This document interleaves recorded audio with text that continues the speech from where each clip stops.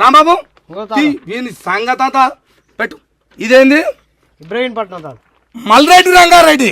రంగన్న కోసం రాత్రి ఒకటి నాకు ఎప్పుడు ఫోన్ చేసినా రంగన్న రాత్రి కూడా చేసుకుంటాడు. మామూలుగా 12 గంటల కానీ రాత్రి 12 గంటలకు చేసి మల్రెడ్డి రంగారెడ్డి ఇబ్రాహీంపట్నం.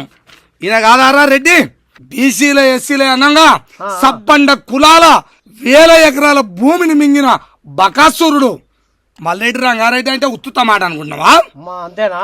సబ్బండ కులాల భూములు మింగిన బకాసురుడు ఎవరన్నుండ్రా అంటే మల్రెడ్డి రంగారెడ్డి. ఈ రెడ్డికి వీడు ఫోన్ చేస్తాడట. వీడు చెప్తాడు, ఏమనుకుంటున్నావు నేను రంగన్నకు ఎప్పుడు పోటీ రంగన్న ఎట్టు అవుతారా నీకు? రంగన్న ఎట్టు అవుతాడు? రంగారెడ్డిని పట్టుకొని రంగన్న ఎట్ట అంటావురా? వీడు అంటాడు లంగా లత్కోరు మల్లిగాడు, దొంగ మల్లిగాడు. నైట్ 12 తర్వాత చేస్తా నేను మా అన్నకి ఎప్పుడు చేసినా. నీ దొంగ లెక్కలు కావురా, నువ్వు దొంగవా కావా పక్క అంటే చీకట్లా మాట్లాడుకుంటారు గారా మీరు. అంటే వీళ్ళందరిని తెచ్చి నా కాలకాల పెట్టమంటే పెట్టినోనివే గారా.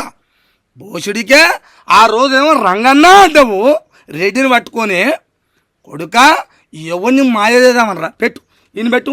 ఆడ మల్రెడ్డి రంగారెడ్డి దగ్గర ఈయనవా మంచిగా మల్రెడ్డి రంగారెడ్డి పోటీ చేసిన కాడ వేరే వాళ్ళు ఈయన కళ్ళకు అవపలేదా? ఈ లంగమల్లి అని కళ్ళకు అవపలేదా?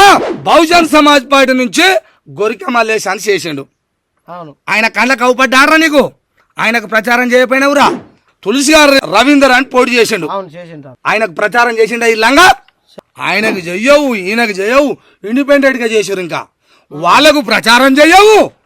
ఎవరికి ప్రచారం చేయకుండా రంగారెడ్డికి ప్రచారం చేసి రంగారెడ్డిని గెలిపించి ఇవాళ వచ్చి లంగ కథలు మాట్లాడుకుంటా, లంగ మాటలు మాట్లాడుకుంటా నా ప్రజలను ఏం చేద్దామనరా చెప్పు. నాకు అరే నిన్ను వదలనరా, నా ప్రాణం పోయినా పర్వాలే అంటున్నా. నేను నా ప్రాణం పోయినా పర్వాలే, నిన్ను వదలా. నేను చెప్తున్న ప్రజలారా, ఎందుకంటే నా ప్రజలని తరతరాలుగా ఏండ్ల కొద్ది మోసం చేసుకుంటూ వచ్చారు వీళ్ళు. మళ్ళీ ఈడొకటి మన పేరు పెట్టుకొని మన దగ్గర ఉండి మనల్ని మోసం చేయడానికే ఈ దొంగ మనల్ని ముంచుతాడు. మనల్ని తీసుకుపోయి రెడ్డిల దగ్గరనే పెడతాడు. ఇప్పుడు ఎలక్షన్లల్లో ఎంతమంది రెడ్డిలకు ప్రచారం చేసిండో మీరే చూడండి. ఏ తీ